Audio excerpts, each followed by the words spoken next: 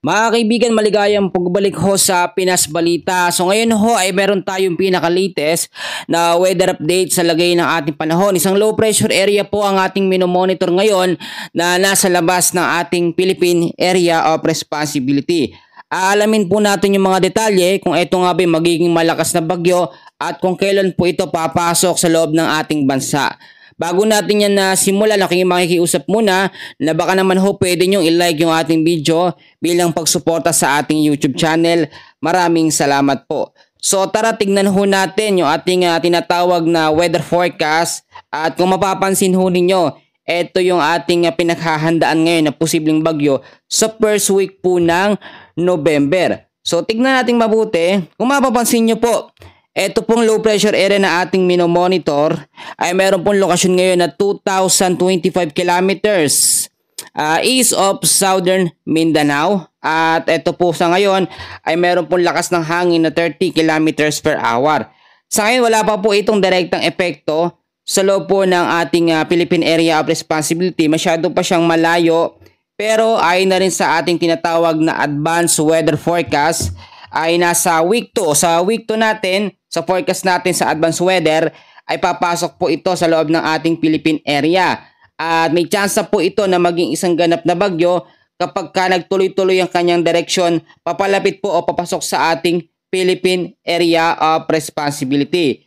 So alamin muna natin yung weather system po ngayon na nakakaapekto sa malaking bahagi ho ng ating bansa at babalikan natin yung low pressure area o banta ng posibleng bagyo sa mga susunod nga po na mga araw. So meron tayong apat na weather system ngayon na nakakaapekto sa malaking bahagi ho ng ating bansa.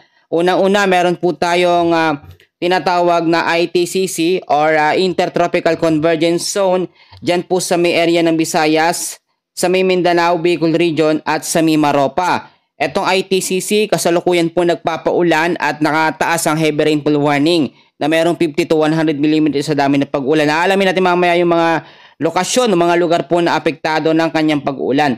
Samantalang sa bahagi naman po ng extreme northern Luzon, dyan po sa may Batanes, sa may Cagayan, kasama po ang Apayao at Ilocos Norte, ang lagay naman po ng panahon dyan maulap din ang kalangitan at medyo may mga mahihinang pag-ulan. Dulot po yan ng tinatawag natin na northeast monsoon or yung hanging amihan.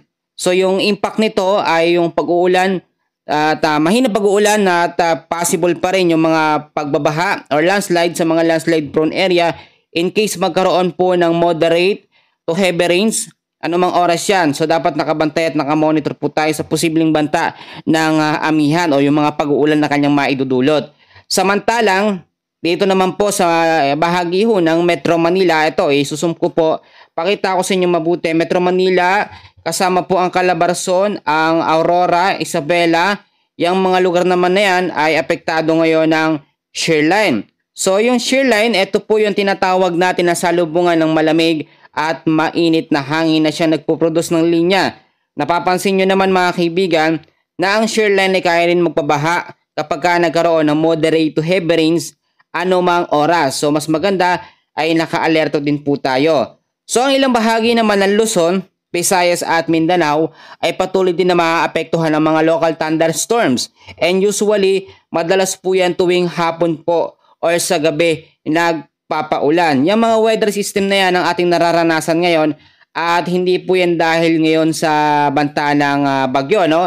Wala pa tayong bagyo na minomonitor sa loob ng ating bansa pero meron na nakakaapekto. At yan, tingnan muna natin yung tinatawag po natin na forecast track, no? Yung tinatawag natin na tropical cyclone threat potential.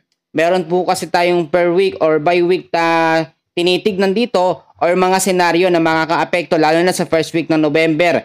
Dahil po ayon sa forecast, merong malakas na bagyo. Aalamin natin yan. So sa tinatawag po natin na forecast weather condition dito sa tropical cyclone threat potential, meron tayong nakikita na sama ng panahon dito or isang LPA sa pagitan po ng October 30 ngayong araw po hanggang sa Tuesday po sa November 4. So dito may chance mabuo ng isang LPA pero nasa low chance naman maging isang tropical depression. At yung direksyon niya hindi papasok ng par bagkos papalayo po ng ating area. At dito naman sa may bandang silangan, nakakita na natin yung isa, lumabas na. Ito nga ho yan. Magkakaroon pa to ng isang kasunod pero mahina. Also, nasa low category lamang ng isang LPA at maliit yung chance na maging tropical depression. At ito namang isa, kung makikita nyo, sa advanced weather forecast ho natin, ito nakikitang papasok sa loob ng ating Philippine Area of Responsibility. At yung chance ng mga lugar na kanyang madadaanan ay dito po sa Eastern Visayas, sa may Bicol region, may chance din ng Metro Manila, North Luzon at Central Luzon kung ito po ay magiging malakas na bagyo. Sa week 2 natin, November 5 hanggang sa November 11, ay kung makikita nyo, dalawang sama ng panahon din ng ating minomonitor dyan. Yung isa ay nakapasok na sa loob ng ating PAR o Philippine Area of Responsibility at yung chance niya na maglandfall sa ating Philippine landmass, lalo na po dyan sa extreme, dyan po sa Eastern Visayas, North Luzon, Central Luzon, yung kanyang mga lugar na madadaanan. Ang area ng Mindanao, yung trap or extension lang ng magiging bagyo ang makakaapekto. Muli, ipapaalala ko na ang bagyong mabubuo po ngayong susunod po na mga araw o sa first week na November ay tatawagin pong bagyong Tino. So, napapanood naman natin yan sa ibang mga update. So, dapat po maging aware tayo ngayon, no? Itong sinasabi naman na super typhoon category na bagyo nga po, actually dalawa pa nga yung narinig natin na update, no? Sa news, lumabas din yon na dalawang super typhoon category ang manggagaling po sa may bandang silangan ng ating bansa. Sa ngayon ho, yung mga sinasabi nila na malakas na bagyo o super typhoon na wala na. Kaya nga po lagi kong pinapaalala na halos araw-araw talaga nagbabago po ang condition of forecast weather condition sa lagay ng ating panahon. So napaka-importante na lagi po kayong nakaantabay, lalo na dito sa lugar dito sa Luzon, Visayas at Mindanao. Sa Luzon kasi madalas ngayon yan yung pinakadinadaanan ho ng mga bagyo na nanggagaling po sa silangan. Pero kapag ang bagyo naman ay nanggaling sa kanluran, asahan nyo ibang direksyon naman ang kanyang madadaanan, no? At eto, kapag ho kasi amihan season tayo, marami tayong nililinaw ngayon na malimit nga yung bagyo pero hindi ko naman sinabi na walang bagyong papasok. So, ina-expect din kapag kaamihan season, dito po sa may kanlurang bahagi ng ating bansa mabubuo yung mga bagyo at merong mga bagyo man sa silangan pero malimit lamang ang pagpasok. So, mas maganda na nakikita natin yung mga ganong senaryo para hindi po tayo nagugulat. Magkagayon ipapaalala ko na 4 na weather system ang nakakaapekto sa malaking bahagi ng ating bansa. Nandyan unang-una ang Northeast Monsoon or hanging amihan. Pangalawa, meron tayong ITCC, meron tayong shearline, at yung easterlies na wala na. Ngayon, pumalit naman po ang mga localized thunderstorms. So kaibigan, sa ngayon yan muna ang pinaka-latest na update natin sa lagay ng ating panahon. And please don't forget to like and subscribe. Maraming salamat po sa inyong lahat.